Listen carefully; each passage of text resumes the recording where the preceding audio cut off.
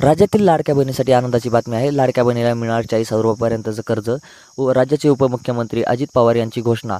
या घोषणेमध्ये त्यांनी सांगितलं की राज्यातील महिलांना व्यवसाय आणि त्यांना अर्थसहाय्य म्हणून हे 40,000 रुपये दिले जाणार आहे. या 40,000 रुपयाचे हप्ते त्यांना 1,500 रुपये जे मिळत होते लाडक्या बहिणीचे त्यातूनच कट होणार आहेत. इतर पण अनेक निवेदनं आज दिलेली आहेत. तिथं लाडक्या बहिणी बसल्यात.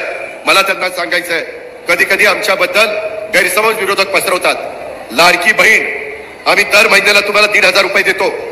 त्याच्यामध्ये मी राज्याचा अर्थमंत्री म्हणून सांगतो, तुमचे जे लाभार्थी माझ्या लाडक्या बहिणी त्या योजनेमध्ये बसतात त्यांना ही योजना कदापि आम्ही बंद करणार नाही. ती आमच्या लाडक्या बहिणींच्या करताय. तुम्हाला त्याच्यातनं मदत होते. उलट आम्ही त्याच्यात नवीन प्रस्ताव आणलेला आहे. काही बँका पुढे आणलेल्या आहेत. नांदेड जिल्हा बँकेशी पण मी बोलीन.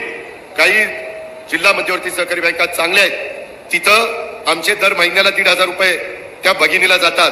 त्याच्याऐवजी त्या भगिनीला त्यांनी 30,000 ते 40,000 रुपये द्यायचे आणि हप्ता त्याच्यातनं त्यांचा जाईल. 40-50 हजार रुपयाचं भांडवल जर तिला झालं तर त्याच्यातनं ती माझी बहीण काही ना काही स्वतःचा व्यवसाय करू शकेल आणि त्याच्यातनं स्वतःचं कुटुंब ती उभं करू शकेल. हे होऊ शकतं. महाराष्ट्रात काही बहिणींनी केलंय.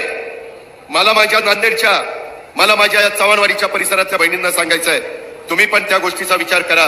मी माझ्या सगळ्या कार्यकर्त्यांना, आमदारांना, माजी आमदारांना, पदाधिकाऱ्यांना, माझ्या महिला भगिनींना पण सांगणार आहे की ती कशी योजना आहे.